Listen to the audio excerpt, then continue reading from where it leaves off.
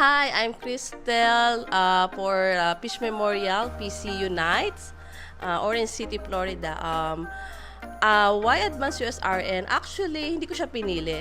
Pinag-pray ko lang siya talaga. Kasi sa lahat ng in-applyan ko, sabi ko na sana yung applyan ko is agency na may hiring sa Florida, hospital, and maraming Pinoy. So, yun yung reason. Pinag-pray ko siya. So, whoever that time, talaga na darating na agency, yun talaga pipiliin ko. And blessing talaga, si Advanced USRN.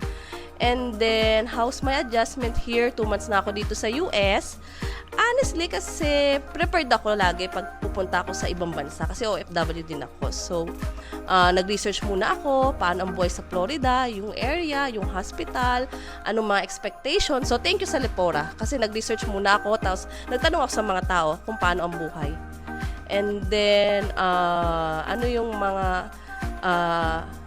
advice ko sa inyo, lalo yung mga nag-retro ngayon. So, usually, may mga nakakausap ako, mga taga-Advanced USRN, na mga nag-retro. Sabi ko, just wait for the right time lang. Nasa tamang panahon yun. So, wag mong i-base yung experience mo sa iba.